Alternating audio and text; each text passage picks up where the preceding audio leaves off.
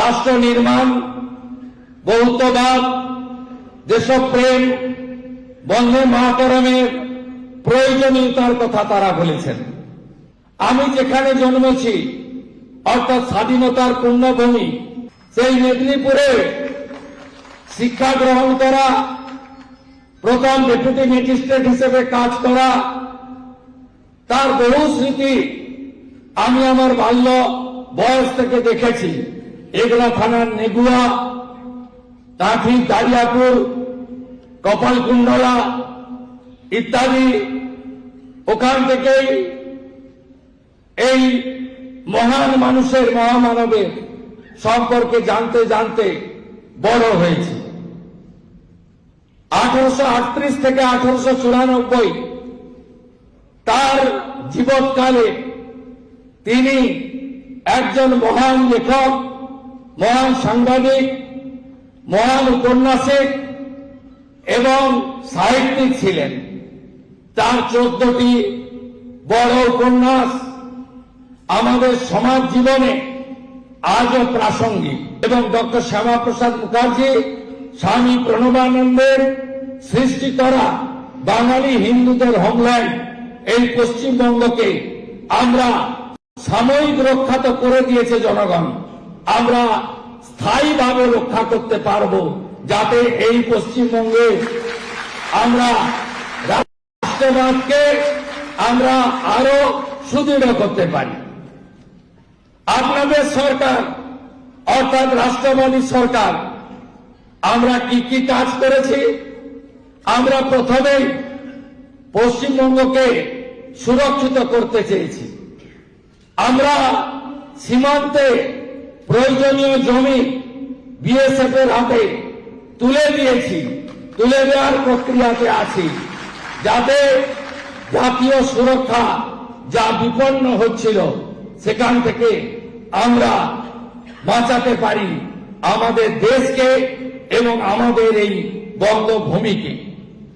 আমরা দ্বিতীয় কাজ যেটা করেছি, সীমান্তবর্তী জেলাগুলিতে আমরা হোল্ডিং স্টেশন তৈরি করে যারা ভারতীয় সংস্কৃতি, সনাতন সংস্কৃতি, রাষ্ট্রবাদ তাকে নষ্ট করার জন্য এই খুলে থাকা সীমান্ত দিয়ে পশ্চিমবঙ্গে প্রবেশ করে শুধু পশ্চিমবঙ্গে ল্যান্ড জিহাদ, লাভ জিহাদ, ধর্ম পরিবর্তন এবং নানা ধরনের জিহাদি কাজের সঙ্গে যুক্ত হয়ে বাংলা তথা দেশকে দুর্বল করার চেষ্টা করেছে বা করছে, তাদেরকে হোল্ডিং স্টেশনে রেখে সরাসরি তাদের যেখান থেকে এসেছিল সেখানে ফিরিয়ে দেওয়ার ব্যবস্থা করেছি।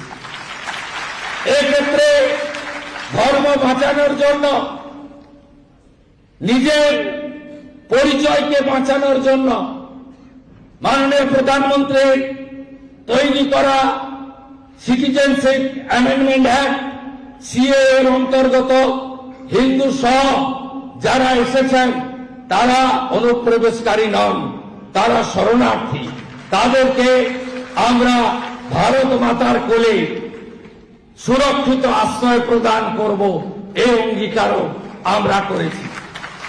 সাথে সাথে আপনারা জানেন যে সঞ্জীবনী মন্ত্র বন্দে মাতরম, এটা আমরা বিদ্যালয়ে, কলেজে, শিক্ষা প্রতিষ্ঠানে, সরকারি সাহায্যপ্রাপ্ত সমস্ত প্রতিষ্ঠানে প্রার্থনা সঙ্গীতে কার্যকর করেছি।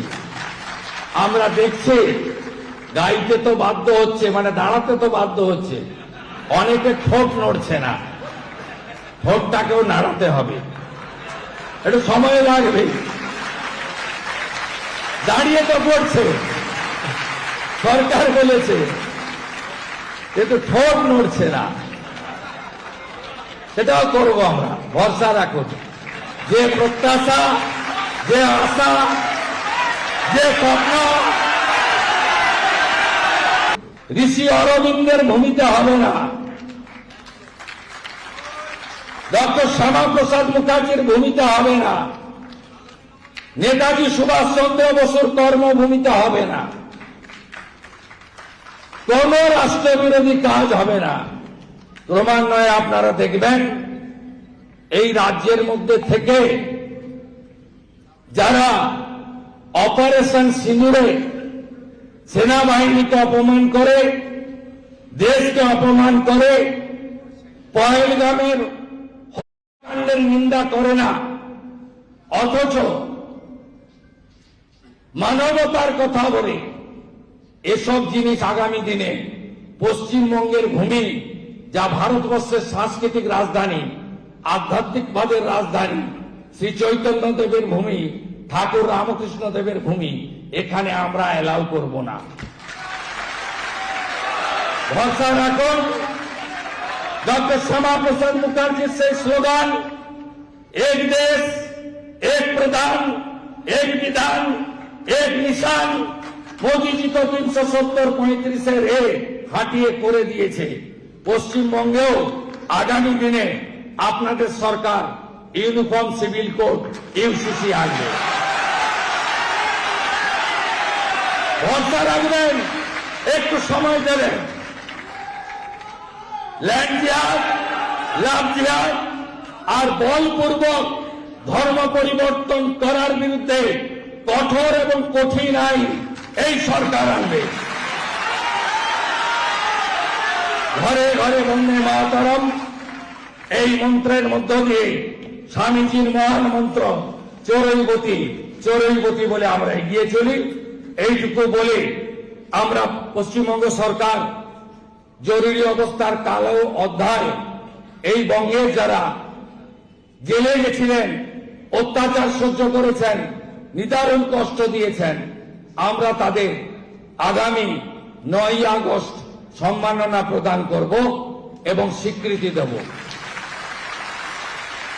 তারা আমাদের আমন্ত্রণ নিশ্চয়ই গ্রহণ করবেন। আর লোকতন্ত্র সেনানী সমন্বয় একটি কমিটির প্রস্তাব এসেছে। সর্বশ্রী দেবাশিস লাহিড়ী অ্যাডভোকেট, সর্বশ্রী শম্ভু ধারা হাওড়া, সর্বশ্রী আনন্দমোহন দাস হুগলি, সর্বশ্রী অমর সিং নিকনেম শানু কলকাতা, সর্বশ্রী সাধন পাল উত্তরবঙ্গ, সর্বশ্রী সুব্রত চৌধুরী অ্যাডভোকেট কলকাতা। এটা আমি গ্রহণ করলাম। সরকারিভাবে আমরা স্বীকৃতিপত্র সরকারের যে নিয়ম আছে মেনে আমরা দ্রুত করব। এখানে সিটিজেন্স এম্পাওয়ারমেন্ট ফোরাম যারা এই সুন্দর অনুষ্ঠানের আয়োজক, তারা কয়েকটি প্রস্তাব দিয়েছে পশ্চিমবঙ্গ সরকারকে মুখ্যমন্ত্রীর মাধ্যমে। এক, organising seminars on social, constitutional and national issues. 2, conducting programmes to promote civic rights and social justice.